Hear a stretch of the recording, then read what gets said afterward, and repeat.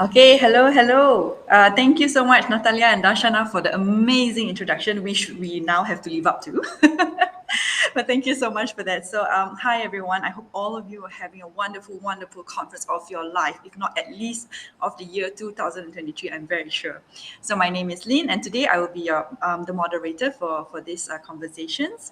And I must say, it is my privilege to be able to moderate among the three best CEOs that I know so far.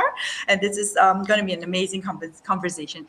But in order for you to come along our conversation, I think I need to introduce what is SIEP first. So let me just do a really quick basic introduction with a real life example, and then we will dive into all the amazing experiences. So what is SIEP? As Darshana mentioned earlier, S is for spirit, which is you. I is your intellect, which is your thinking capability. E is your emotions, and P is your physical senses. So physical senses are like your eyes saw something, I heard something, I felt something. So this, in short, is what the acronym SIEP stands for. So let me give a real work example that I experienced in trying to understand and practice SIEP as well. So basically, I was trying to organize, as a change and engage specialist, I was trying to organize a platform, a workshop at my workplace. A team of us were trying to organize it to meet and decide the plans for next year. So the organizing team, we sat down together and we actually designed a certain message that should be going out to the community. So we designed it together, right? And then we agreed that person A, like my colleague, would actually send out the invite and send this message along with it. A day later, the meeting comes in. The timing of the meeting is 2 hours and 20 minutes, not the 3 hours that we agreed. And the email message body is completely changed from whatever we discussed 2 days ago.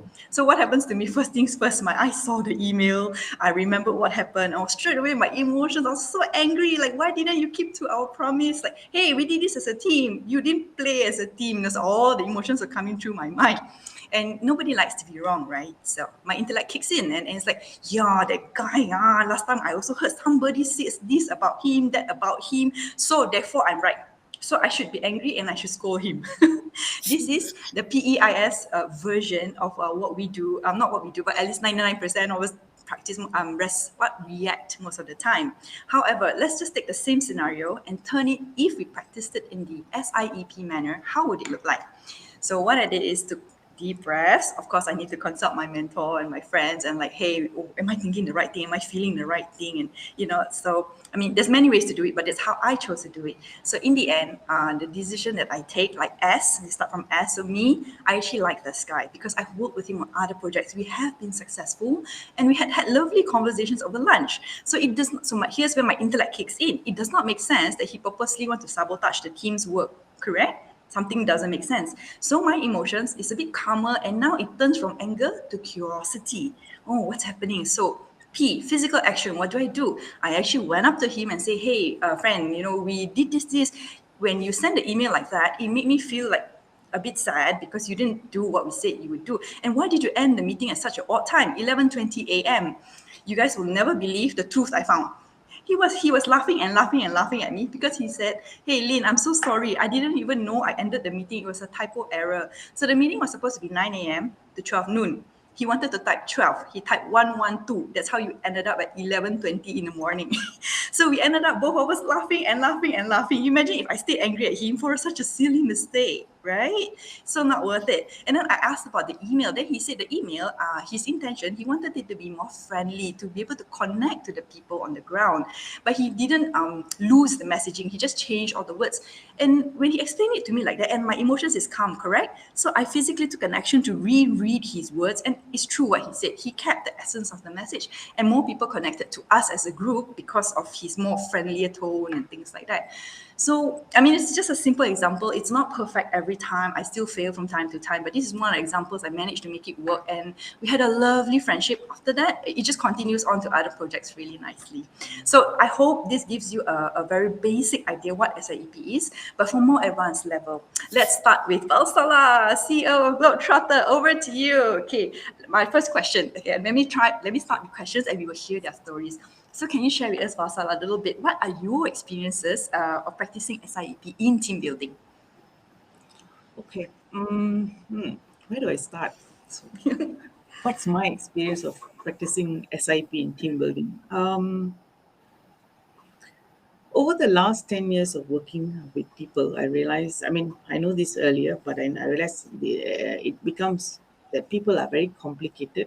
And, and one scenario, that's why SIP works differently in different scenarios. Okay. And as you practice it, you go deeper into it. Not because you're smarter, because you see more. The essence of it is more. For example, okay, lately there was a project that I was working on, and I've delegated this project to my team. Last 2 years they were doing it really well, and so I assume what this year they'll be doing it is a recurring project. Every year we do this, so they'll do that. And this year particularly, I've been traveling a lot. So since I've been traveling a lot, um, I have not been monitoring how this project is going. Okay. And then 2 months or one, no, almost a month before the project is like going to complete and all, I realized nothing's done. So, the people who are normally doing it, they are not doing it either.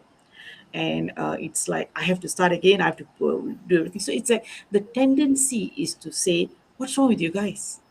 Why haven't you all done that? Every year you all do this, right? So what's wrong? Just because I didn't see it, I didn't monitor you all didn't. So it's like the first instinct is to get angry with people, because my old habit pattern is to find fault. That means it must be somebody else's fault. Okay, but SIP means, it says, if this thing has happened, that means nature intended it to happen.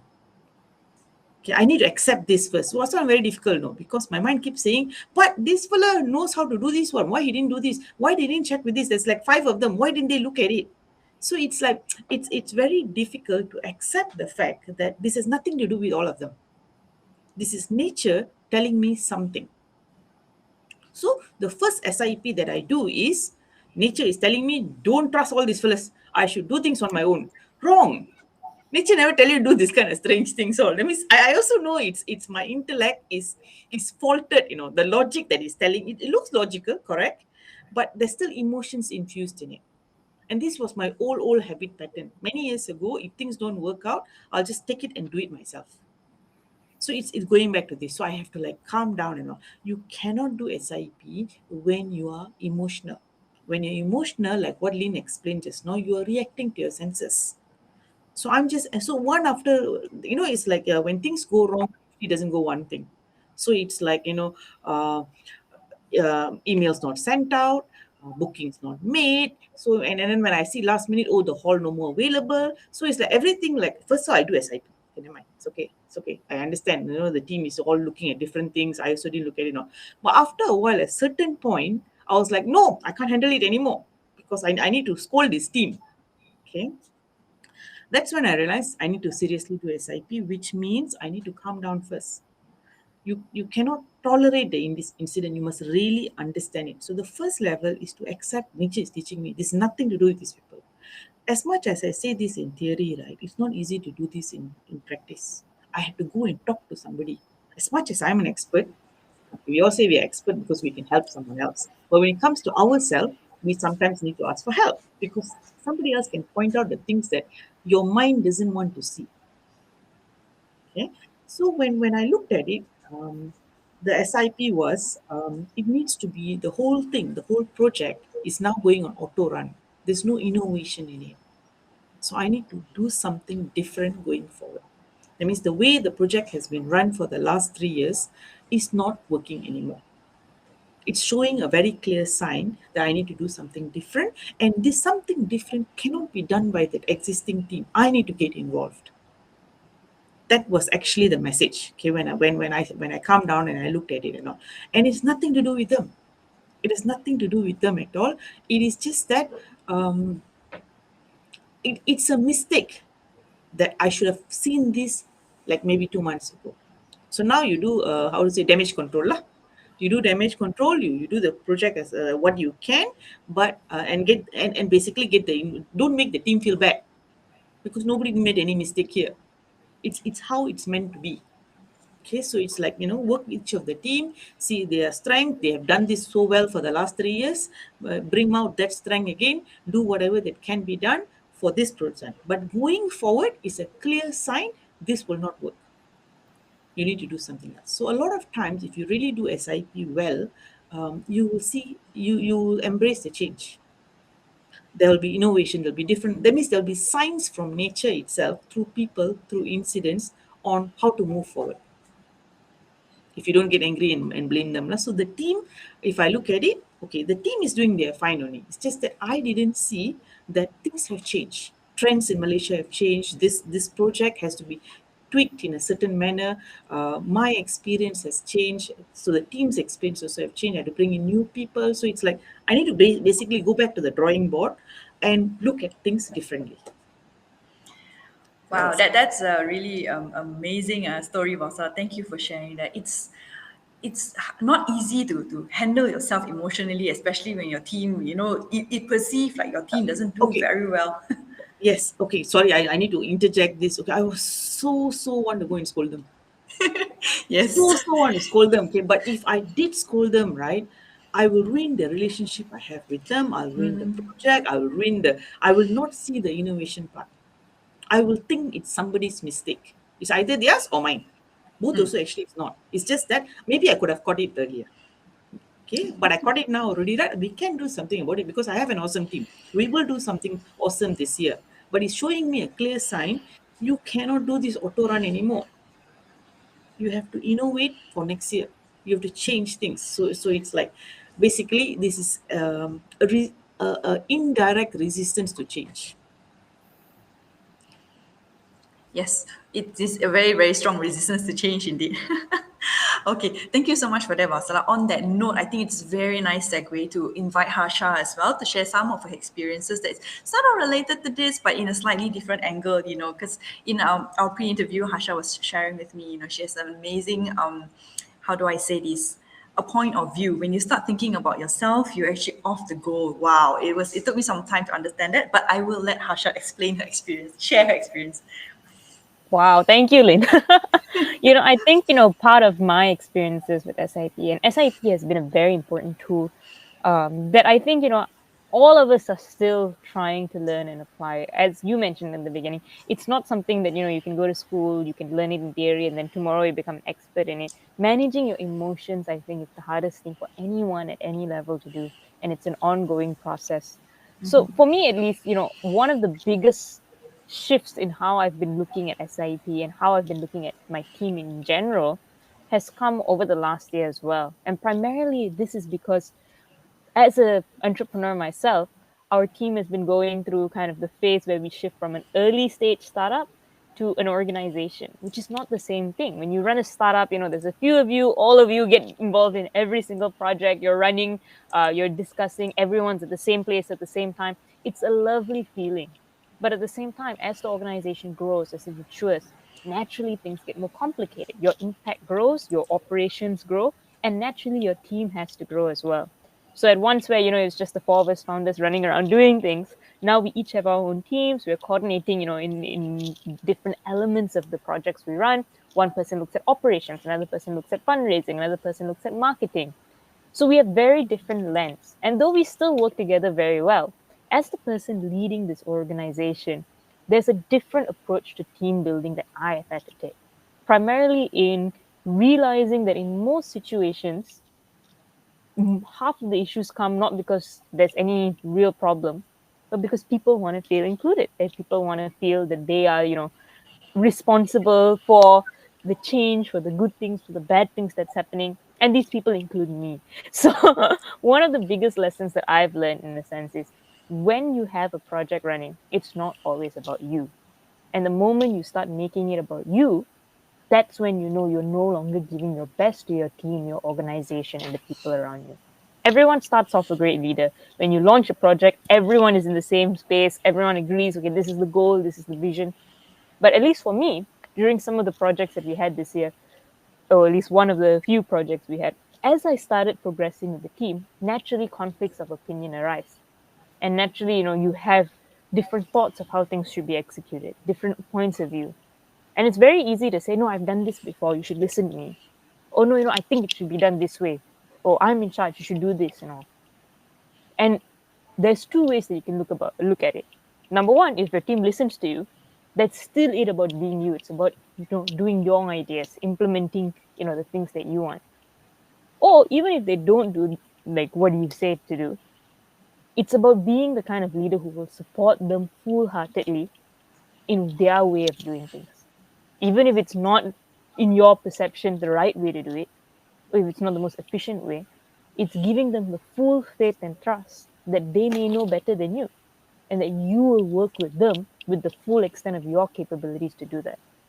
But of course, it's not easy. So that's where SIEP kicks in. So, like, I remember there was one meeting with a teammate of mine, and we had both been, I was working on this project for a much longer period of time. She was someone new we were bringing in. And she was giving all of this feedback and all of these things that she was saying, okay, we should do this, we should do that, we should do this, we should do this. And I remember thinking, but you don't really know what this project is about. You don't really understand, the way that we've done it before. But she had a lot of this feedback, and I thought, okay, you know what? SIP, all right? If I can just listen to this, I can get upset and say, no, you don't understand. And I can use my intellect and justify why I am right. But if in that situation, I am not learning, and it's really not about the goal, it's not about this person growing, it becomes about me. So I said, okay, you know what? What's my end goal here? I want the best solution for the organization. I want this team to grow. Even if this person doesn't have the experience to do it the way I did it, or my team used to do it, maybe they have a different point of view. Maybe they will do something even better than what my team and I would normally do.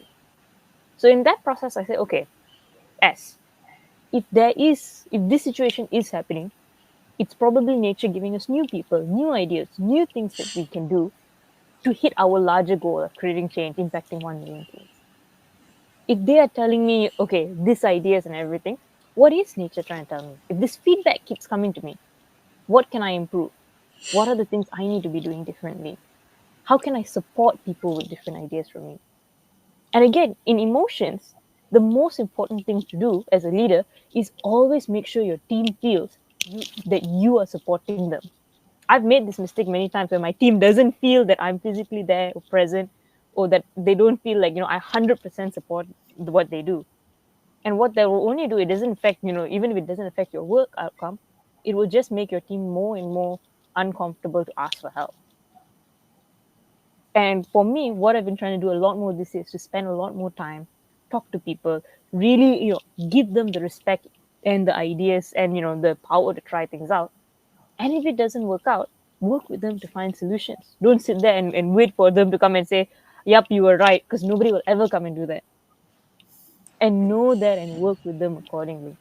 And I've noticed that as I started doing this, that project that, this person was working on that didn't work out the way like they wanted it to work out, eventually we were able to create something much better out of it, something much more exciting. So again, for me, the conclusion of my ongoing lesson is, it's not about you. The moment you feel like, oh, this person should come and tell me that I was right, or the moment you feel like this person doesn't know what they're talking about, or even if you feel like this person is too new to understand what is happening, all of these things make it about you. Because as a person in the organization, as someone who founded the organization, you feel that you know better, even though that may not always be true. Your role would have changed. Someone else may have more experience in a certain area, or someone else just might be the person you're trying to impact, and they just may have more understanding of it. And always, SIP for me has to go back to, if this feedback is coming to me, what is my end goal? What do I want out of this? What is the outcome I want from this conversation? And what is the larger goal I want? And from there, as long as you don't keep going back into, what are my feelings? What are things that I'm doing? You can do SIP a little bit more easily. At least that's my 2 cents. Thank you so much, Harsha. That's actually a really nice shift that you actually made there. It's not about you, but it's about the angle and the goal of the teams and things like that. I'll just take a 30-second pause here and address the audience. If you guys have any questions or any comments for any one of us here, especially the three of them, please do put it in the chat, and we'll pick it up and address your concerns or your questions. Okay. So just before we go over to Joyce, Harsha, I just want to ask you, it's like not about you, but you've been so used to being you, not you as in Harsha, but just generically someone who has learned so much, who has so much knowledge and experience. It comes with a lot of ego, not the arrogance ego, but the ego that you learned and you gained the knowledge. How do you have any advice? some others who are facing this can address that in making the same shift that you did? No, it comes with a lot of arrogance too, Lynn. Correct me on that. Okay. Because when you're young, it's a double-edged sword. On one side, everyone will tell you, Yeah. "Wow, you're so great! Good job! You did all of this." On the other hand, nobody will actually want to take instruction from you when push comes to shove. So it's on one hand, people when things are going when something good happens, they'll give you way too much credit. When something bad happens, even if you know how to solve it, nobody wants to listen to you. So it's a double-edged sword in that sense. And you have to be able to act accordingly in each of those places. And the first thing you have to know in both situations is you're actually never as smart as you think you are. And I'd say this to myself, but I'm sure it applies to others out there in a sense. No matter however smart you think you are, knock it down a few because you're really not that smart in a way. And I feel like, at least for me, if I maintain that mindset, it's easier for me to do things. And again, it always goes back to the goal. If you read the news, I'm sure all of you if you read Malaysian news, you would have seen in the last few weeks, all of my co-founders every single week are out in the news. And I'm having the time of my life. My social media has never been better. I'm like, guess what's happening today? My co-founder is on Sun newspaper. Guess what happened today? My co-founder won this award, in a sense. All three of them. And they're so amazing. I absolutely love them. I'm so happy to see them out there getting the recognition they deserve. But someone asked me, Harsha, don't you feel bad that, the last few weeks you never came out and everything? I said, no, I feel very happy. Because one of the things is, a few years ago, I was very popular. People would tell my story. And in that moment, one of my mentors told me this. If you are having that moment where people are giving you respect, where people are giving you, a lot of praise and everything, enjoy the moment. But remember, it's just the moment. And this moment, it will pass. When it passes, don't go back and say, I wish I had all of this. I wish people thought good of me and everything. No, go to the next moment. So now I'm in a moment where I have to meet a lot of new people. My role now in Ascendance is we meet people internationally and we try to work out international partnerships to continue our global impact. This is not always easy because as much as people like what we do in Malaysia, it's like starting from scratch in a different part of the world. If you want an event with 15 people, you have to go and meet each 15 people and ask them and beg them and plan their schedules to bring them for the event. If you want to, meet someone, they don't know anything about you. They're going to interrogate you. They're going to tell you it's a bad idea. They're going to tell you this is not going to work. It's not going to do this. Everything that happened to us when we started is happening again. And I mean that at a higher level, so I'm not going to complain. In this moment, I can say why people don't respect me, why people don't do this, why people they don't appreciate my experience and everything. But again, what is my end goal? If my end goal is, again, I want my organization to grow, I want our impact to grow, naturally my focus goes there. And I know that even this moment will pass. There will come a time where people will say good things about you. There's going to come a time where people question you. And if you accept both of it as part of the process, and you accept both of it as things that are normal, your focus won't be on either of that. Your focus will be back on what is your goal? What is the thing that you actually want to achieve? And that's when that's the beginning of SIEP to me. Because until you realize that, again, it's not about you. It's not about what people think about you. It's not about what, people don't like about you. It's about the goal. You will never be able to grow and you'll never actually achieve that goal. Like I had a meeting recently. After the meeting, it's a very big meeting. I prepared for 2 weeks for the meeting non-stop. I did slides, I did printouts, I prepared everything. I went in for the meeting, and in my opinion, it was a terrible meeting. I came out of this meeting feeling like, oh my gosh, I did not give my best. I did not perform as well as I could. It didn't go according to my plan at all. And I was feeling so down about it. And I called my mentor. My mentor said, snap out of it. It's not about you. You went in, you did the meeting. How is it productive now saying, oh, I didn't do a good job. I didn't do this. I didn't do that and things like that. You should be thinking, what can I do next? What is the next thing towards my goal?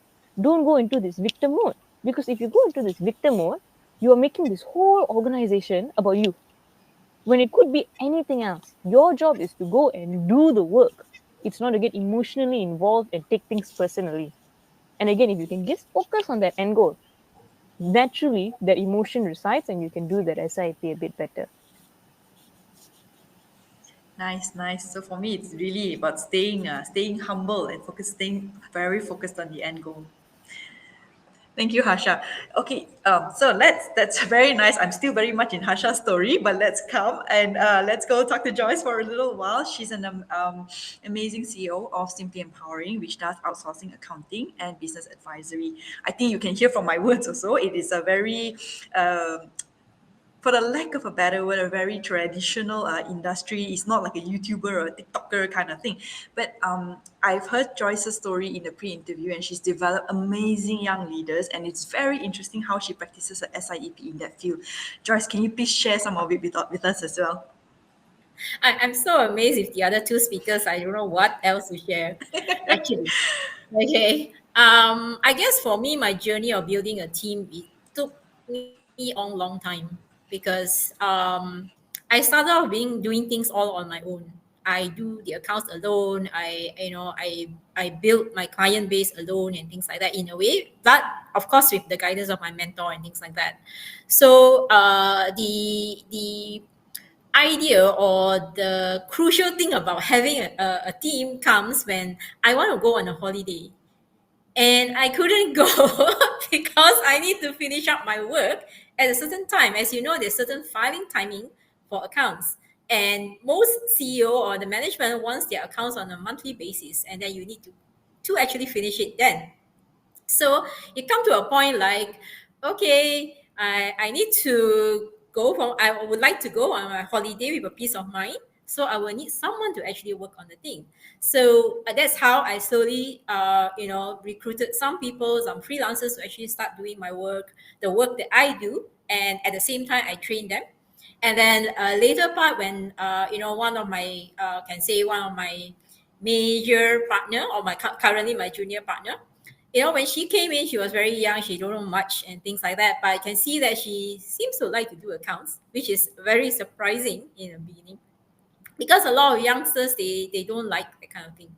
But of course, after a while, they don't like the tedious work of all the data entry and stuff like that. She moved on to more towards advisory, and she's one amazing person when it comes to planning on workshops, which I wanted to share on the projects that we actually work on. There was one time we wanted to work on something different, something new, whereby we actually conduct workshops to enhance the skills of existing or accounts professionals. Okay, because a lot of them they are only at a certain level or they only know certain parts of the accounts, and we thought, why not we also share our skills and experiences with them so that they can up their skills, and also for the new graduates, it's something new that they can learn along the way. But this is something that we have never done before. Okay, it's not that I have done before this type of things. So when they come and ask me, what to do, so I had to come up with something lah. It's like they think that you know everything, and you actually come to say, okay, let's try this and try that. And frankly, at that time, they were kind enough to actually say, okay, let's just try it. And they don't dispute that, whether it's going to work. They don't question whether it's going to work or not. So we just work on the thing. And the first workshop I think we had 3 participants and 3 trainers. So it is something that is very interesting for me. But at the end of the workshop, we find that, oh no, I don't think this will work. But we continue on to actually come up with new ideas, and this is where the shift came. I turned towards them and say, okay, what do you think will work? Okay. At that time when it didn't work, it can come to a very, very, a very ugly situation where we start blaming each other for not working on the thing properly. We didn't do the marketing, we didn't come up with the good content or anything like that. But all of us actually just sat and say, okay, what can we do next and things like that. So this is more on one side of practicing the SIEP, where you don't start blaming people. I may not explain it the way they explain it, more for us like, okay, this doesn't work, let's just work on something else that it may work better. And along the way we actually come up with something very, very beautiful. And our first workshop, the major change that we wanted to do was just before COVID, and then we had to shift everything online. And imagine that, for me, it's like, how are we going to do this online? But my fellow associates were saying, oh, let's do this. I was looking, okay, how are we going to do this? But, I just have faith in them that they actually can try it. Let's just try it. And, and my role actually changed from being the how do I say, the planner for what the workshop is more on the content part, what actually works and things like that. The marketing is done by someone else and things like that. So we actually come to a very perfect team in a way. And along the way, it's like, of course, things doesn't work out here and there and things like that. And then suddenly somebody suggested one huge element where everybody has to go in and work on the thing. And, in a way, it's like when these things happen, any one of us can just say, hey, it's a lot of work. Let's not do this. Everything else has worked fine. Why do we want to change that? But if you come from the, when you look at the SIP kind of scenario whereby something new is coming, new inputs comes in and things like that, what can we work on this? So everybody just jump in and you just work out the thing. Okay, so the part about the SIEP in this scenario is that for me is basically I've always been the one they ask for ideas to lead the thing and things like that. So when it comes to the time where I had to stay quiet and listen to them, it's not very easy. But I see the outcome, the progress that they have done, the amazing work they do, then it becomes very much easier. When new ideas, okay, what do y'all think? And they'll come up with brilliant ideas. And sometimes we will just brainstorm certain things, what we can do and what we do and things like that. Or maybe we shift it to the next thing and things like that. Then I realized something about building a team and also a new projects in a way. The newer people or the younger people seems to more connected to what is required out there, because the working force are now the younger people. I'm not at the generation where I can understand them fully. So by allowing them to actually lead, and it's actually a very wise business decision in a way for me, they actually managed to build a income stream that is actually currently very continuous for us. Okay, on that part is one part. I think on another one, I just want to share something on. There are times where when we are in the business for a very long time and we lead for a long time, we think that that we can never do anything wrong, right? Since we are more experienced and things like that. But I just want to share one incident where something happened and I wasn't performing up to par, and there are certain backlog of work and things like that. Okay, and the pressure and the stress is, I tell you, so tremendous that I don't know what to do. And eventually I went to my mentor and he said, go and talk to your team and work something out. This is when SIAV really comes into play, because it's like you need to go to your team that you build that I need help. It took me a long while before I managed to actually call for a meeting and tell them that I'm so sorry. I really messed up this thing and I really need their help for it. And because of the relationship that we had previously, they were so nice. They say, okay, let's see what we can do. And they actually, together, we actually managed to clear out whatever that I, mess up. They actually helped me through the whole thing. And I'm very thankful for this SIAP tool, because without that, I would probably do something stupid, right? Or do something very, very strange or whatever it is, and continue on not thinking that, I can actually ask people for help for this. All right. So with that, in a way, it's like Valsala said, and also Harsha said, nature is teaching me something. For me at that time, it's like, okay, there are people who care for you. There are people who are willing to help you. So you just need to go and ask. And hopefully the next time, don't wait until last minute before you ask. Okay, before the problem become very big, when you really need help, just go and ask. People are there to help you as well. Okay, so that's my sharing on the SIEP for the team building. Hopefully, it helps some of you guys out there. Okay, thank you, Lee. Over to Thank you. you so much, Joyce. Your story also very beautiful, and what it really brings to light for me is what my mentor used to tell me, which I didn't understand then, but I understand so much more better with your story. Is that vulnerability here is a strength. So in the sense of admitting you made a mistake, saying you're sorry, and you're asking for help. I mean, it's other things as well, like being humble and things like that. But for me, your vulnerability stands out a lot more. And thank you so much for highlighting that, in your story. I So want to add in something with go Joy's ahead. story. I want to add in something with Joy's story. Uh, I've been in a situation same like Joyce, right? You build the team from young, they've grown up, they've son. But then later when you make a mistake and you want to go back and tell them, right?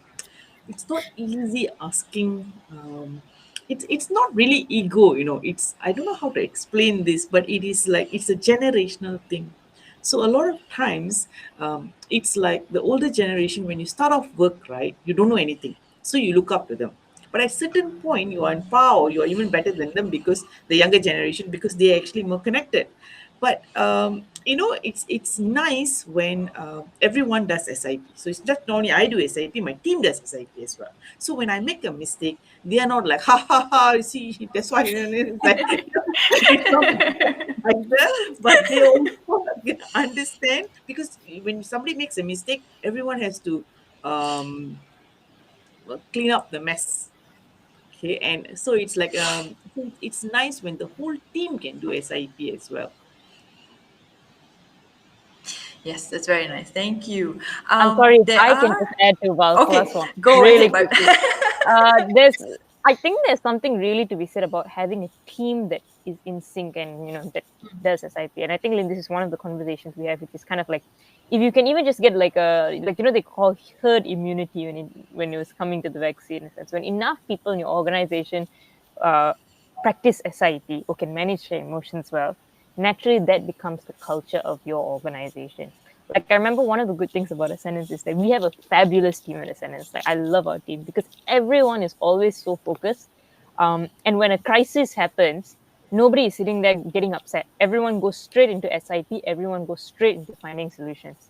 So we've been in some hilarious situations, some not so hilarious situations. Like I remember there was one time there was this because we work with students, right? There was one student who I think had an incident where some of the shoes in our office were pushed off the roof. And this could have become a incident where people get upset and angry and things like that. But I think some of you are there. The thing about our team was all of us just looked at each other and said, okay, what can we do now? You can do this, I can do this, I'll handle this, you handle this, you do that. To a point where even the parents that like even if they were going to get upset with us, even they were like, what do we do now? We're not getting upset. We are managing our emotions, we're finding solutions. So if you can get enough people in your team to be able to do this SIEP process consistently enough to the point where it becomes autopilot, then naturally you will have a very high performing team, because when a crisis occurs, nobody is sitting around pointing at each other. Everyone is going straight into work, and it will even affect your clients. It will even affect the people around you. Eventually, yes, in the shoe situation, we sorted it out, everything was fine. But in so many other situations as well, when your team can do it automatically, that energy that they create infects the others who maybe are not in your organization that you have to deal with and you have to manage as well. yeah, that's certainly not easy to do. We do have a number of questions and comments coming in from the team as well. So let's take one or two of it and go from there. So Dina asked, maybe at some point criticism happens in your team. So how do you manage your emotions after being critiqued? I think that resounds very well with the story you just shared. Harsha, is that okay? Suddenly everybody's thrown into a very difficult situation. How what is the best way to handle something like that? Does anyone else want to take the question? Or Sorry, I didn't get the question. What is the question? The question is, how do you manage your emotions after being critiqued? Because at certain points, critique will happen in the team. So you receive criticisms from your team, and that This one demoralizes is your very team. difficult, especially when you are the boss or when you are the older person and everyone is criticizing you and you were like, it worked before, but this is the main the main thing about SIP. The main thing about SIP is if you got emotional, something went wrong already. That means you're not listening. So the main thing is to do whatever you works for you. I don't know, like you breathe, you meditate, you run around, or you go to the toilet and cry, or you do whatever. Like. Once you cry already means you're really emotional. So you have to let the emotions pass. Okay. Sometimes you don't have this time for emotions to pass in a meeting.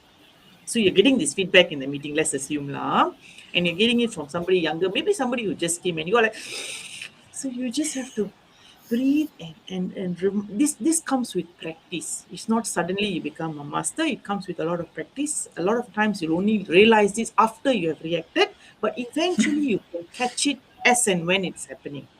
And then you can actually, you just have to breathe, and but not breathe like that's not breathing, that's reacting. Okay, but if you calmly breathe and let your intellect think actually what the person trying to say. If you remove the person, the tone, the voice and all, what is actually the person saying? And if you know, sometimes you say God makes you a better person or nature makes you a better person, they're not going to come in your dreams or something. They might come through these people who are actually meaning well. Means one good thing, you when you're receiving critiques, you have to remind yourself these are people who mean well. They love me. They love me enough to look like a bad person to tell me this. So what are they actually saying? And this is what I constantly remind myself. My team actually loves me. They love me very much. And they're taking the risk by saying this. What actually they're saying? Why are they saying this? And then when you see that, it's no more criticism. It's more of not everything people say is true. Okay, but sometimes there might be some truth in it. Or maybe it could be a different way of handling things. If I can add just two things about criticism, I think there's two types of criticism you receive. Number one is from your team. And in terms of your team, and both of this advice people may not really like, but the first one, in terms of your team, there's one thing my mentor used to say in the beginning when we all, couldn't agree. He used to say, celebrate your differences. And I think only now I'm understanding what that means. Because there's just going to be some people in your team that think very differently from you. And everything you will feel like everything you do, they will have something to criticize or they won't be happy with it. If you have someone like that in your team, hold on to them closely. They are the most important member of your team. They are the one that you should be talking to every single day. Because the truth is, whatever criticism you get in the team, again, it is just you trying to make your product, your service, your plan, your campaign as best as it can be. There's only so much a human being can know. If you have three human beings with three completely different opinions working on the same project, that's amazing. You have 300% of a different client base covered within that one meeting itself. It's not easy, but if you can manage your emotions, that's why SIP is so important. That's what, like, so many discussions where we're working on a project and one team member will say, you are not, you are not doing this thing properly. Another team member will say, this thing you're doing too much. You should go and focus on another thing. So I'm like, oh my God, what do I listen to? But if you actually don't react and say, why are you giving me different instructions? Why can't we agree and things like that? If you don't listen to the tone of voice, the senses and all that, and again, you breathe, you do SIP, you go S, okay, what am I supposed to learn from this? Why is this happening? If my goal is to make this better, why do we have all these different opinions? They are obviously seeing something I cannot see. Good. Maybe I'm just blind in this direction. At least somebody can see it. And you feel grateful that they have a different opinion from you. And then you can start looking at, okay, how do we do it better? Then you can get excited. Then you can get into the implementation phase. Then the rest of it falls nicely. So as long as you can just accept, even if you're not agreeing with someone's criticizing you, just remember, your end goal should be, by the end of this meeting, I understand what they're saying, they understand what I'm saying, and we've come up with something even better. So you're allowed to feel upset during the meeting, but by the end of it, what's your end goal? You should have that end goal so clearly, and if you can do that, you will be the best team ever. The other part of criticism is if you're getting it from external sources. If you are affected by criticism, all I can say is you are not getting enough criticism. You should get so much Wow. criticism. No, I'm not joking. You should go and meet as many people as you can that dislike your product, that dislike your services, that think you are a terrible, entrepreneur, employee, whatever. Because the more you meet them, the more you'll be able to answer questions like that they have. Because they will purposely ask you the hardest questions They'll purposely see things that you don't see. And the more you have conversations like them, you'll walk out feeling terrible, but your mind will get built.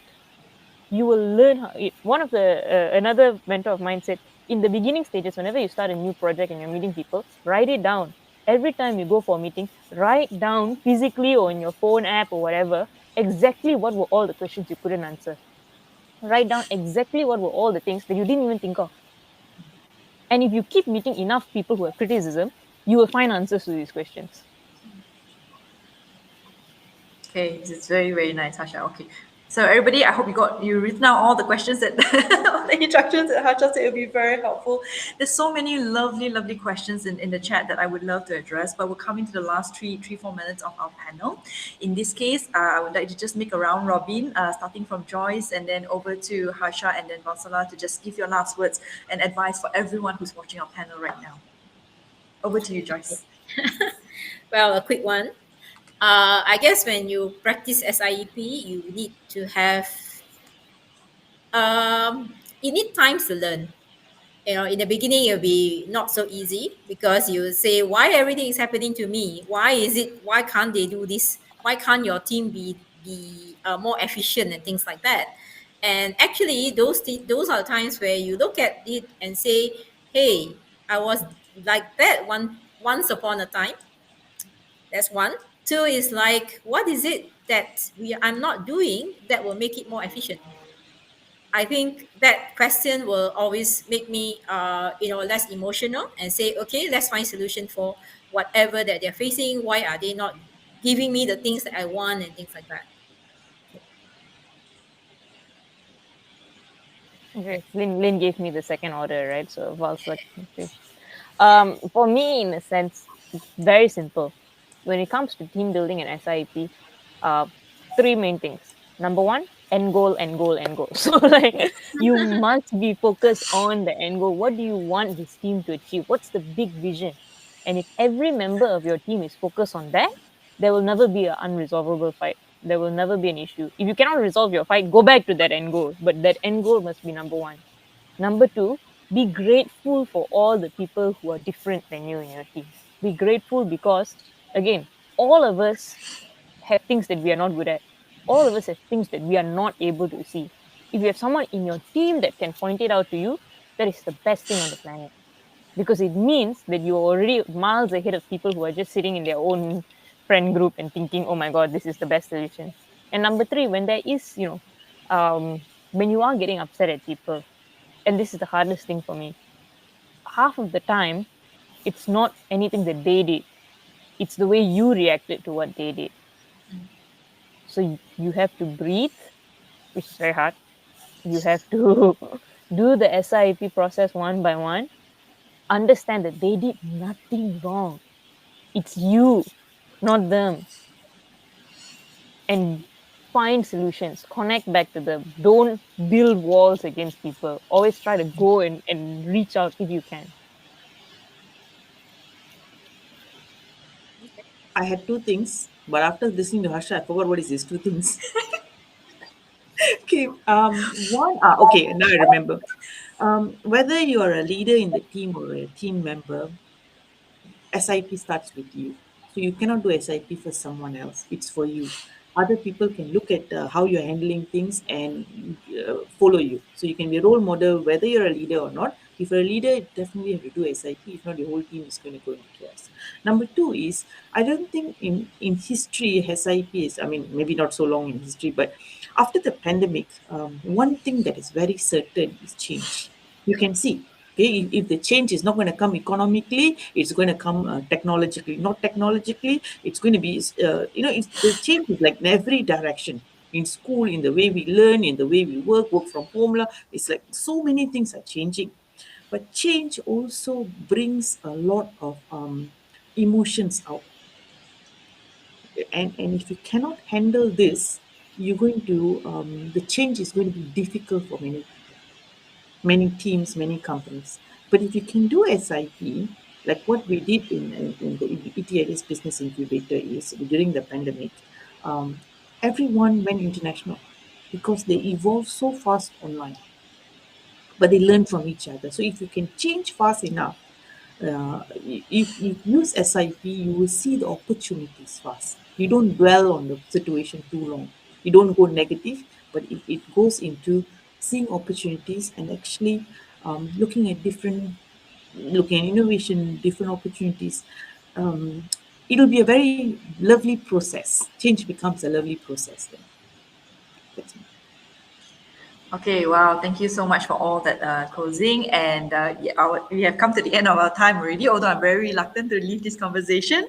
I trust some of our audience are very hungry because they're thinking so hard about all the things that we said, because I am hungry.